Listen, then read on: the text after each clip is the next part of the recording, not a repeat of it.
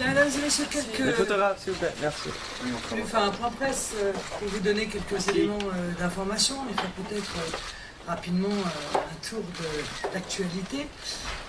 D'abord, pour vous donner quelques éclairages, quelques éléments sur le groupe européen, parce que j'ai entendu beaucoup de contre-vérités, j'ai lu beaucoup de sottises depuis 48 heures, pour certaines exprimées d'ailleurs dans un but partisan, donc je crois qu'il est nécessaire de rétablir la vérité sur un certain nombre de points.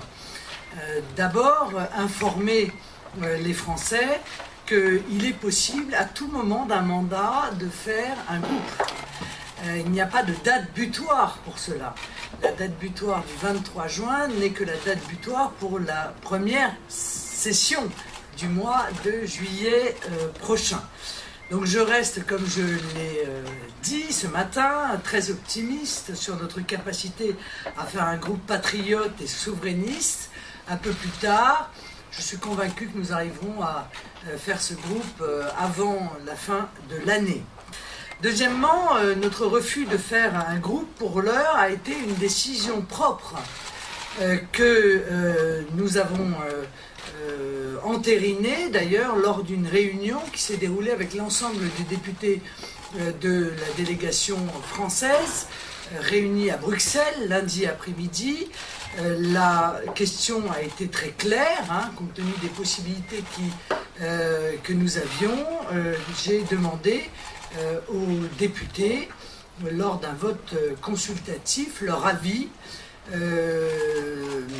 selon des modalités extrêmement claires. Est-ce que nous faisions un groupe avec ce mouvement polonais ou est-ce que nous refusions ce mouvement polonais en sacrifiant la possibilité de faire un groupe puisque nous étions à quelques heures de la fin du délai.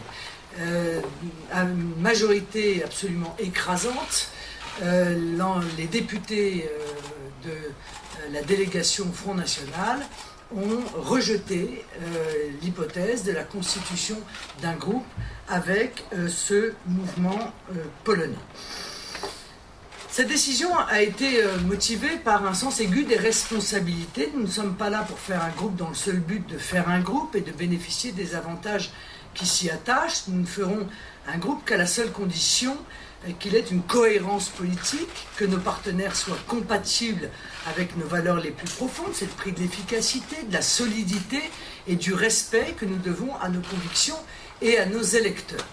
De surcroît, je crois qu'il est mieux vaut prendre un peu de temps pour faire justement un groupe solide, fiable, qui s'appuie sur la confiance de ceux qui le constituent, plutôt que de, comme l'ont fait d'autres groupes, créer un groupe pour faire un coup médiatique, un peu dans la panique, sans véritable cohérence politique, parfois même avec un peu quelques grammes de duplicité, au risque de voir ce groupe exploser au moindre événement. Vous voyez bien que je parle là du groupe de M. Farage, dont je crois lui-même est conscient qu'il est particulièrement fragile.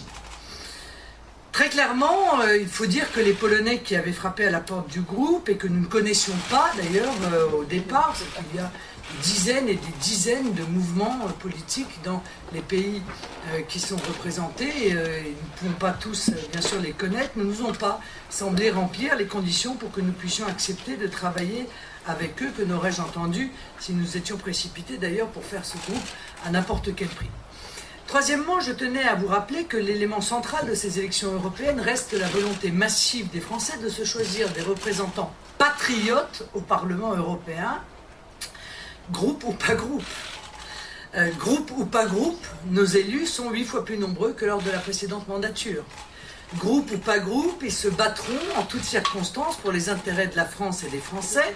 Ce sont d'ailleurs les seuls vrais représentants de la France dans cette instance. Groupe ou pas groupe, nous chercherons à construire des majorités face aux projets toxiques de l'Union européenne, les transferts de souveraineté, l'austérité ravageuse, les élargissements à venir vers les Balkans et la Turquie, le traité transatlantique, entre autres exemples. Groupe ou pas groupe, la dynamique des idées patriotes se confirme chaque jour et en témoigne d'ailleurs dimanche dernier le très bon score aux législatives partielles du candidat du Front National RBM qui se qualifie au second tour face à l'UDI en territoire borloo et pour la première fois de l'histoire de notre mouvement dans cette circonscription, laissant au passage, loin derrière, le Front de gauche, le PS et les Verts qui nous devançaient pourtant encore assez largement aux législatives de 2012 là-bas. Enfin, nos électeurs et les Français savent gré au contraire de ne pas tomber dans les compromissions des autres, quitte à sacrifier, au moins temporairement, effectivement, des moyens supplémentaires. Parce que nous avons des convictions, une ligne de conduite et des valeurs. Regardez, le PS et l'UMP appartiennent à des groupes, le PSE et le PPE, depuis bien longtemps au Parlement européen. La belle affaire, j'ai envie de dire. Les Français et la France n'y ont rien gagné.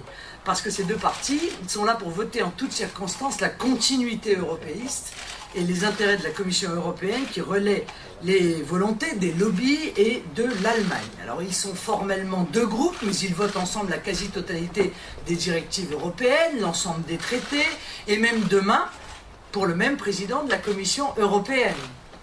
Je vois qu'on est passé assez rapidement sur cette escroquerie majeure qui a été celle de la campagne européenne où durant des semaines, durant des mois même, l'UMP et le Parti socialiste ont fait mine d'organiser une sorte de pièce de théâtre, de combat de catch entre M. Juncker et M. Schulz. Tout devait tourner autour de ce combat entre M.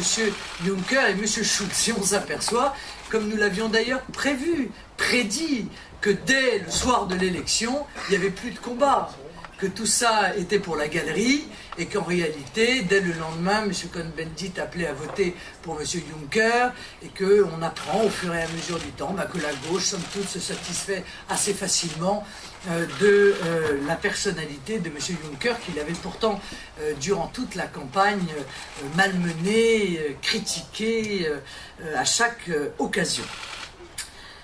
Ce n'est pas notre conception du travail parlementaire européen et de la façon de faire de la politique. Je pense, contrairement aux analyses partisanes et à l'emporte-pièce, que cet épisode n'entravera pas notre progression nationale. Au contraire même, parce que c'est une nouvelle preuve de notre droiture et de notre sens des responsabilités. Nos compatriotes apprécient le mouvement que je préside pour son intransigeance sur les valeurs qui le fondent. Ils savent désormais que le discours porté par le Front National est aussi clair à l'international qu'en France et qu'il n'y a pas plus de compromission au niveau européen qu'au niveau national. Je vous indique également, pour ceux qui se sont réjouis, peut-être un peu vite d'ailleurs, de l'absence de constitution du groupe, je crois que M. Cambadélis s'est bruyamment réjoui. Oh, c'est un peu normal, vous savez, c'est quand le roi de la jungle se casse une griffe, il y a quelques petites chèvres pour venir dire « Ah ben vous voyez, il est affaibli, mais il n'en reste pas moins le roi de la jungle. » Et l'autre n'en reste pas moins une chèvre. Bon. Le Front National, comme vous le savez, je le rappelle, est aujourd'hui le premier parti de France et le Parti Socialiste qui a tous les pouvoirs a fait un score absolument minable aux élections européennes. Or, encore une fois, les grands choix européens ayant des conséquences sur tous les aspects de la vie économique, sociale, politique, juridique de la France, c'est un désaveu extrêmement clair exprimé par les Français à l'égard du parti au pouvoir. Voilà pour ce groupe. Je tiens à rappeler également, parce que là encore j'ai entendu beaucoup de sottises, y compris de la part de nos adversaires politiques, qui ont cru pouvoir expliquer que nous n'avions donc aucun pouvoir, nous n'avions donc aucun moyen, et que le vote Front National serait inutile. Non seulement, évidemment, ça n'est pas vrai, puisque, vous le savez, les députés européens votent, et c'est chaque député européen qui vote. Or, nous avons dans notre coordination, donc dans notre pré-groupe, 38 députés. C'est donc une coordination puissante en termes de vote. Et surtout, nous avons la possibilité, ce que peu semblent savoir, de déposer des amendements en plénière à partir du moment où ces amendements sont signés par 40 députés européens. Ce qui nous donne en réalité les mêmes capacités d'amendement qu'un groupe. Alors, nous allons faire ce travail. et nous allons le démarrer sans attendre précisément la constitution de ce groupe. Nous déposerons dès la première session utile, c'est-à-dire dès la première session où il existera des votes, nous déposerons des amendements et nous trouverons bien évidemment 2 députés supplémentaires, je n'ai aucun doute là-dessus, pour venir avec nous signer les amendements que nous proposerons au vote du Parlement européen. Voilà, sur ce groupe, il y a eu depuis